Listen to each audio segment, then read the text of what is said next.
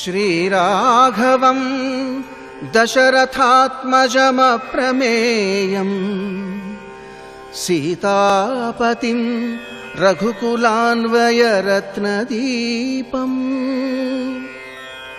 ఆజానుబాహుం అరవిందదళాయతాక్షం రామం నిశాచర వినాశకరం నమామి. సత్యం బ్రూయాత్ ప్రియం బ్రూయాత్ న బ్రూయాత్ సత్యమప్రియం ప్రియంచ నానృతం బ్రూయాత్. వేదం ఈశ్వరుడు నీకు వాక్కు ఇచ్చాడు కదా అని దుర్వినియోగం చేస్తావేమో. సత్యం బ్రూయాత్ నిజం మాట్లాడు. సత్యం బ్రూయాత్ ప్రియం బ్రూయాత్ నిజం చెప్పేటప్పుడు కూడా మళ్ళీ వాక్కు యందు పారుష్యం లేకుండా మాట్లాడు. గంభీరంగా ప్రతిపాదన చెయ్యి. ప్రియం బ్రూయాత్ న బ్రూయాత్ సత్యమప్రియం. నువ్వు సత్యం చెప్తున్నావు కదా అని అవతల వాళ్ళకి అప్రియమైన సత్యములు చెప్పవద్దు. ఎవరో పాపం ఒక ఆయన యజ్ఞం అంతా చేసి పూర్ణాహుతికి సిద్ధపడుతున్నాడు. వాళ్ళ పెద్దతండ్రి గారు చచ్చిపోయారని తెలిసింది. ఇన్నాళ్ళకి నా జీవితంలో ఓ నిజం చెప్పే అవకాశం వచ్చిందని వెళ్ళి ఆయనకి చెప్పే ఎక్కర్లేదు, కాసేపు ఆగచ్చు. నబ్రూయాత్ సత్యమప్రియం, అప్రియమైన సత్యమును చెప్పవద్దు. అలాగని ప్రియంచనానృతం బ్రూయాత్, అవతల వాడికి సంతోషంగా ఉంటుందని అబద్ధాలు చెప్పవద్దు. మాట మాట్లాడేటప్పుడు ఈ నాలుగిటిలోకి వస్తోందో లేదో చూసుకుని మాట్లాడు. అలా లేకపోతే ఏమవుతుందో తెలుసా? మాట్లాడడమే అవకాశం ఉంది కదా అని మాట్లాడడం మొదలు పెడితే జిహ్వాగ్రే వర్తతే లక్ష్మి, జిహ్వాగ్రే మిత్రబాంధవా, జిహ్వాగ్రే బంధనం ప్రాప్తి, జిహ్వాగ్రే మరణం ధ్రువం. నాలుక చివర నుంచి వచ్చినటువంటి మాటల వలన లక్ష్మీ కటాక్షం అబ్బుతుంది. జిహ్వాగ్రే వర్తతే లక్ష్మి, జిహ్వాగ్రే మిత్రబాంధవా. మాటలు మంచివి మాట్లాడడం చేత అనేక మంది మిత్రులు బాంధవులు ఏర్పడతారు.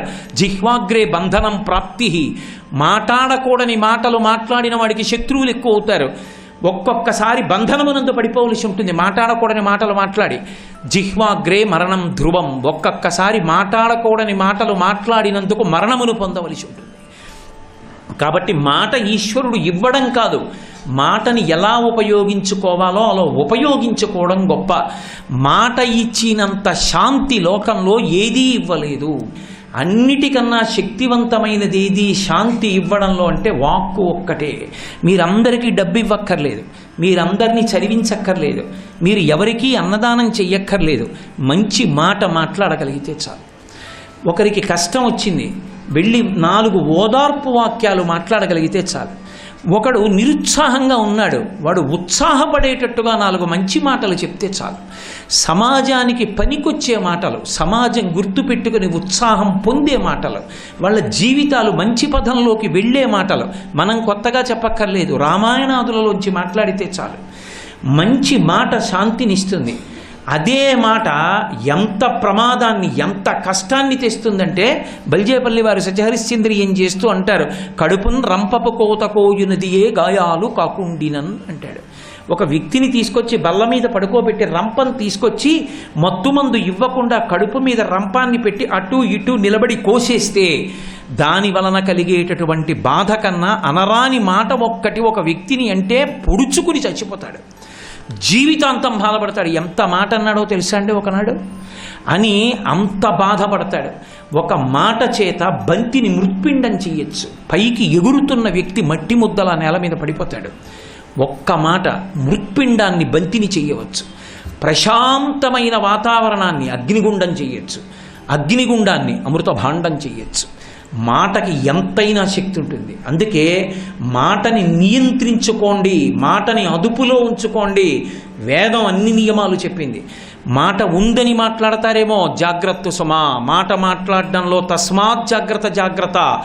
ఆ వాక్కు ఎంత శాంతినిస్తుందంటే చచ్చిపోయేటట్టుగా చేస్తుంది. బతికున్న వాళ్ళు చచ్చిపోయేట్టు చేస్తుంది, చచ్చిపోయే వాళ్ళని బతికేట్టు చేస్తుంది.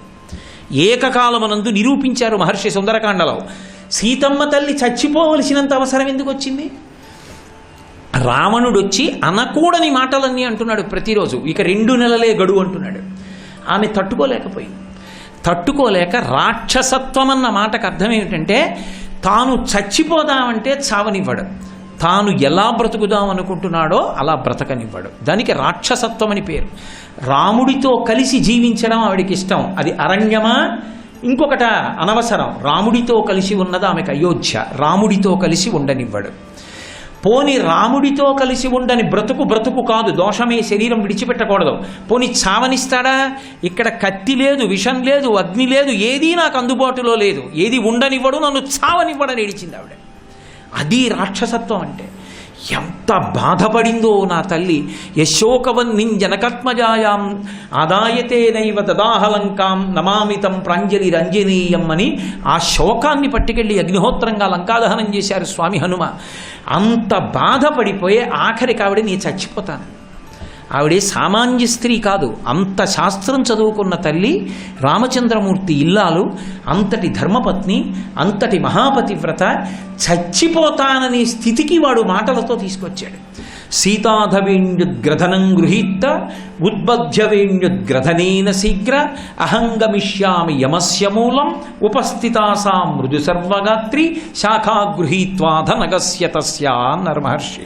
చచ్చిపోవడానికి మార్గం లేక ఆమె దీర్ఘమైనటువంటి జటని తీసి కంఠానికి చుట్టేసుకుని పూచినటువంటి శిశుపావృక్షపు కొమ్మనొక దాన్ని కిందకి వంచి దానికి చుట్టేసింది. ఇక ఆమె కొమ్మ వదిలేస్తే చచ్చిపోతుంది, పైకి తేలిపోతే ప్రాణం పోతుంది. అంటే బ్రతికున్నటువంటి తల్లిని, సంతోషంగా ఉన్న తల్లిని, ఆమెకు ఐశ్వర్యం పోయిందని ఆవిడ ఏడవలేదు. నేను మీకు చూపించే సుమంత్రుడు చెప్పాడు, బాలేన రమతే సీత బాలచంద్ర నిభానన రామ రామే హృదీనాత్మ విజనేపి వనీసతి అన్నాడు. ఒక పిల్ల ఎలా ఆడుకుంటుందో రాముడు ఉన్నాడని అరణ్యంలో అలా ఆడుకుంటోంది సీతమ్మ, అంత సంతోషంగా ఉందన్నాడు. అంత సంతోషంగా ఉన్న తల్లి చచ్చిపోయేదాకా తీసుకొచ్చేశాడు. దేంతో? కేవలం తన మాటలతో. ఇప్పుడు ఆవిడ చచ్చిపోవడానికి సిద్ధపడిపోయింది. వాక్యజ్ఞుడు, వాక్య కుశలుడు, వాక్యము మాట్లాడడంలో అద్భుతమైనటువంటి ప్రావీణ్యం ఉన్నవాడు రామచంద్రమూర్తి అంతటి వారు కితాబిచ్చారు హనుమకి. నా ఋగ్వేద వినీతశ్చ నా యజుర్వేదధారిణ నా సామవేద విదుష శక్యమేవ ప్రభాషితం అన్నారు. విభాషితం. వేదములు చదువుకోని వాడు ఇలా మాట్లాడరా లక్ష్మణ, ఏమి వాగ్వైభవం రా. ఇటువంటి వాడు మాట్లాడితే కత్తి ఎత్తిన శత్రువు కూడా కత్తి దింపేస్తాడు, అంత గొప్పగా మాట్లాడగలడు ఈయన అన్నాడు. రాముడంతటి వాడు. అటువంటి హనుమ పైన కూర్చుని ఉన్నారు చెట్టు మీద. ఆవిడ కొమ్మకి ముడేసేసి చచ్చిపోవడానికి సిద్ధపడిపోతాడు.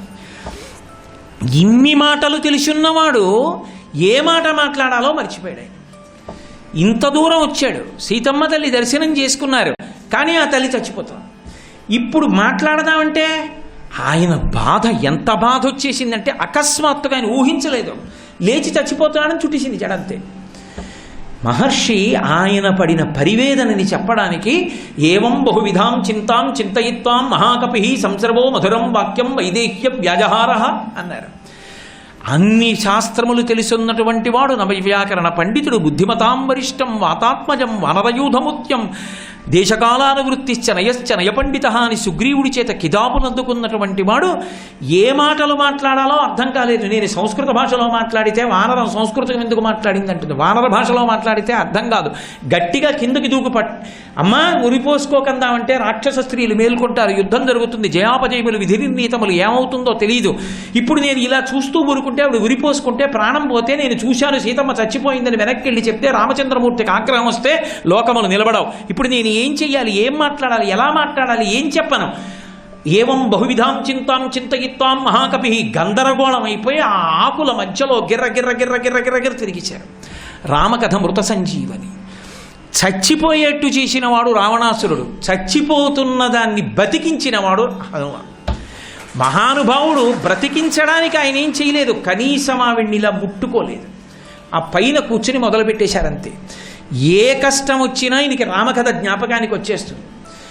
రాజాదశరథో నామ రథకుంజరమాజిమాన్ పుణ్యశీలో మహాకీర్తి రుజుర్రాసి మహాయశ రక్షిత జీవలోకస్య ధర్మస్య పరిరక్షిత రక్షిత స్వస్య ధర్మస్య సజనస్య రక్షిత అని మొదలుపెట్టారు. అది కూడా తల్లి ఉరిపోసుకునే లోపల సావధానంగా కథ చెప్పడం కుదరదు, గబగబ గబగబ రామకథ వినపడాలి ఆవిడికి. పూర్వకాలంలో కోసల దేశాన్ని, అయోధ్యానగరాన్ని రాజధానిగా పరిపాలించినటువంటి దశరథ మహారాజు గారు తన భార్యలైనటువంటి కౌసల్య, సుమిత్ర, కైకేయి యందు సంతానము లభించలేదని అహింసా తత్పరుడు, సమస్త సుగుణములు కలిగినటువంటి వాడైనటువంటి దశరథ మహారాజు గారు సంతానాన్ని పొందడానికి ప్రతిబంధకంగా ఉన్న పాపాన్ని తొలగించుకోవడానికి అశ్వమేధయాగం చేసి పుత్రుల్ని పొందడానికి దేవతల ప్రీతి కొరకు పుత్రకామేష్టి చేస్తే ఆ యాగంలో వచ్చినటువంటి యజ్ఞపురుషుడిచ్చినటువంటి పాయసము యొక్క అనుగ్రహము చేత కౌసల్య, సుమిత్ర, కైకేయి యందు రామలక్ష్మణ భరత శత్రుఘ్నులన్న నలుగురు కుమారుల్ని కని పెద్దవాడైన సుగుణాభిరాముడైన రామచంద్రమూర్తికి పట్టాభిషేకం చేయడానికి ముహూర్తం నిర్ణయించి రేపే పట్టాభిషేకం అంటే ముందు రోజు రాత్రి ముద్దుల భార్య అయిన కైకమ్మ నిగ్రహిస్తే 2 వరములనిచ్చి ఆ కారణం చేత తండ్రిని సత్యమునందు నిలబెట్టడానికి పెద్దవాడైన ధర్మాత్ముడు రామచంద్రమూర్తి భార్య సీతమ్మతో తమ్ముడు లక్ష్మణుడితో 14 సంవత్సరములు అరణ్యవాసం చేయడానికి దండకారణ్యానికి వచ్చి జనాస్థానంలో ఉండగా రావణాసురుడనేటటువంటి 10 తలల రాక్షసుడు సీతమ్మని అపహరించి లంకాపట్టణానికి తీసుకెళ్లిపోయాడని తెలుసుకున్న రామచంద్రమూర్తి కిష్కింధలో సుగ్రీవుడితో స్నేహం చేసి వారిని ఒక్క బాణంతో సంహరిస్తే ప్రత్యుపకారంగా సుగ్రీవుడు అన్ని దిక్కులకు సీతమ్మ జాడ కనిపెట్టడానికి వానరములను పంపితే దక్షిణ దిక్కుకు యువరాజైనటువంటి అంగదుడి నాయకత్వంలో వచ్చినటువంటి కేసరి యొక్క సుతుడనైనటువంటి నేను, వాయువు యొక్క ఔరసపుత్రుడైనటువంటి వాడిని, అంజనానందనుడైనటువంటి వాడిని, హనుమ అని పేరు కలిగినటువంటి నేను రాత్రి నుంచి లంకాపట్టణాన్నంతటినీ అన్వేషించి ఈ శింశుపావృక్షం మీద కూర్చుని సీతమ్మ తల్లి ఇలా ఉంటుందని రామచంద్రమూర్తి నాకు ఏ గుర్తులు చెప్పారో యథారూపాం యథావర్ణాం యథా లక్ష్మీంచ నిశ్చితాం అస్రౌషం రాఘవశ్చాహం సేయమాసాదితామయ అటువంటి ఆభరణములు, అటువంటి గుర్తులు, అటువంటి సాముద్రికమున్న సీతమ్మ తల్లిని దర్శనము చేసి ధన్యుడనైనాను. ఆ మాట వినబడిందంతే తల్లికి ఒక్కసారి కంఠానికి కట్టుకున్నటువంటి ఆ జడ వదిలైపోయింది. తీసేసి ఒక్కసారి పైకి చూసింది.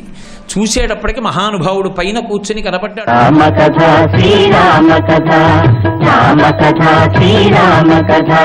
తత శాకాంతరేలీనం దృష్ట్వా చలిత మానస వేష్టితార్జున వస్త్రంతం విద్యుత్ సంఘాత పింగళం. సుందరకాండలో 2 సిద్ధి సర్గలు. ఒకటి సీతమ్మ తల్లిని హనుమ దర్శనం చేసింది సిద్ధి సర్గ, హనుమని సీతమ్మ తల్లి చూసింది కూడా సిద్ధి సర్గ. అందులో ఇది విన్నా, ఈ శ్లోకం విన్నా స్వామి హనుమ రామచంద్ర ప్రభువు పరమ సంతోషాన్ని పొందుతారు. అందుకే ఇవాళ ఉపన్యాస పరిపూర్తి సందర్భంగా వాగ్వైభవంగా ఈ శ్లోకాన్ని రామాయణంలోంచి తీసుకొచ్చి ఒక్కసారి విజ్ఞాపన చేశాను అని చెప్పి మహానుభావుడు ముందు వాక్కుల చేత ఊరడించారు.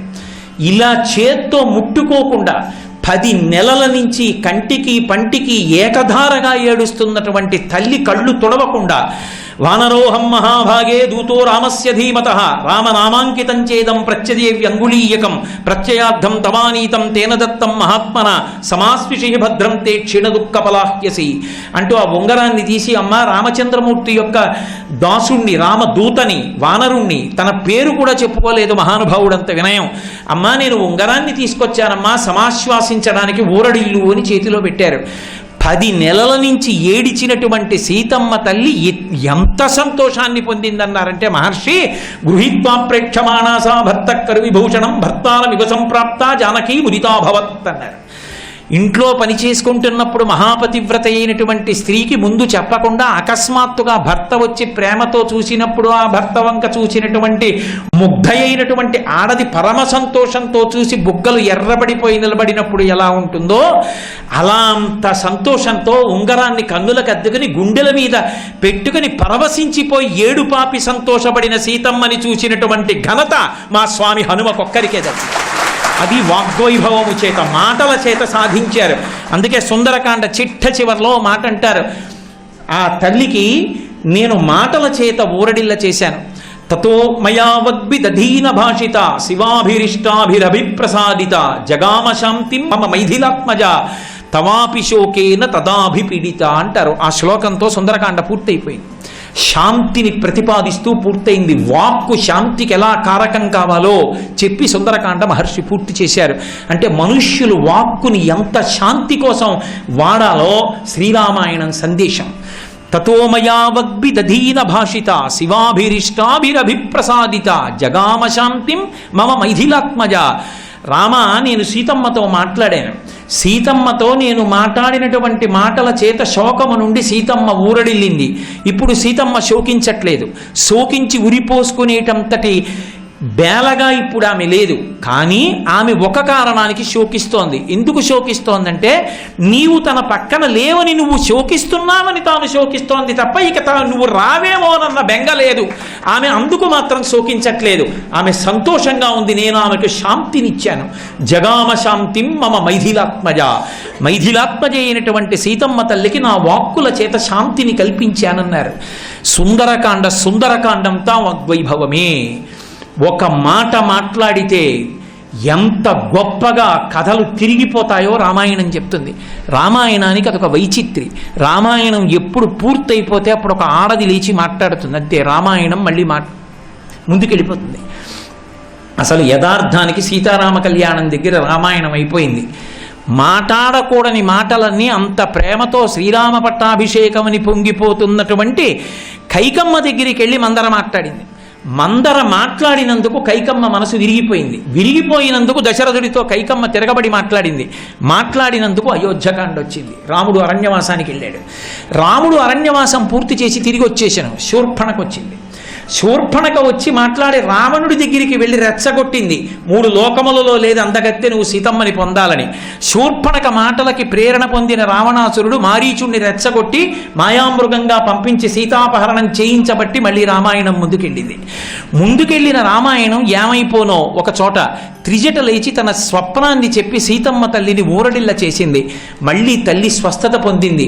ఒకానొక చోట రాముడు మరణించాడని చెప్పి స్పృహ తప్పి పడిపోయి ఉన్న రామచంద్రమూర్తిని చూపించడానికి చనిపోయాడని అబద్ధం చెప్పి పుష్పక విమానంలో పంపించాడు. కనీసం కిందకి కూడా దింపడానికి ఒప్పుకోలేదు. కింద మట్టిలో పడిపోయి ఉన్నటువంటి రాముణ్ణి చూసి శరీరం వదిలిపెట్టేశాడనుకుంది సీతమ్మ. భర్త చనిపోయాడనుకుని పైనుంచి చూసి కిందకి దిగకుండా విమానం వెళ్ళిపోతుంటే ఎంత ఏడిచిందో యుద్ధకాండలో. అప్పుడు చెప్పింది మహాతల్లి అనల వచ్చి, అమ్మా వైధవ్యం పొందిన స్త్రీ పుష్పక విమానం ఎక్కితే పుష్పకం ప్రయాణం చెయ్యదు. నీకు సౌభాగ్యం ఉంది, రాముడు మరణించలేదు, స్పృహ తప్పాడు, మళ్ళీ స్పృహ పొందుతాడమ్మా, ఊరడిల్లు, సూర్యుణ్ణి ఉపాసన చేయమని చెప్పింది. సీతమ్మ తల్లి సూర్యోపాసన చేసింది. రాముడు ఆదిత్య హృదయంతో సూర్యోపాసన చేశాడు. సూర్యోపాసనమే వాళ్ళ జయమునకు కారణము. ఎప్పుడైనా మానసిక స్వస్థతకి శారీరక స్వస్థతకి భాస్కరుడు కారణం.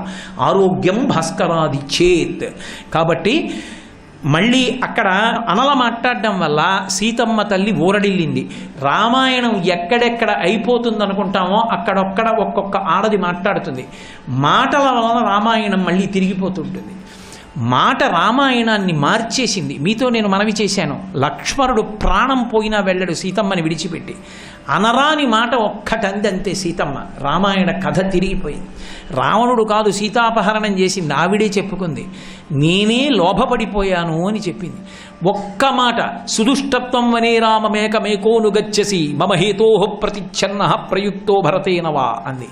నన్ను ఎలా అయినా పొందాలి, మీ అన్నయ్యని చంపాలని నువ్వన్నా వచ్చావు, రాముణ్ణి చంపేద్దామని భరతుడన్నా పంపాడు, రెండిటిలో ఏది నిజమంది. అమ్మా నేను వెళ్ళిపోతున్నానమ్మా అని వెళ్ళిపోయాడు. లక్ష్మణుడు వెళ్ళిపోయాడు, సీతాపహరణం జరిగింది. ఒక్క మాట సీతమ్మ అన్నందుకు లక్ష్మణస్వామి వెళ్ళిపోయాడు. నూనం సకాలో మృగరూపధారి మామల్పభాగ్యాం లులుభే తదానీం యత్రార్యపుత్ర విసర్జమూఢ రామానుజం లక్ష్మణ పూర్వజంచ అని చెప్పింది. నా వాక్కు వలన లోభానికి గురైపోయాను. వెళ్ళిపోయాడు లక్ష్మణుడు. సీతాపహరణం అయిపోయింది. మాట ఎంత ప్రమాదమో విభీషణుడు చెప్పాడు. వినకుండా విభీషణుడిని అధిక్షేపించి మాట్లాడాడు. ఈ మాటలు నేను పడలేనని విభీషణుడు వెళ్ళిపోయాడు. ధర్మాత్ముడైన విభీషణుడు వెళ్ళిపోయాడు. లంక కాలిపోయింది. మాట మాట్లాడడం, మాట ఎంత శక్తివంతమో, మాట ఎంత శాంతి కారకమో, మాట ఎంత జాగ్రత్తగా ఉండాలో, మాట ఎంత ధార్మికంగా ఉండాలో. మాటల చేత దేవతలు మన్నన చేసి వరంబులిత్తురున్. ఆ మాటల చేత దేవతలు మన్నన చేస్తారు.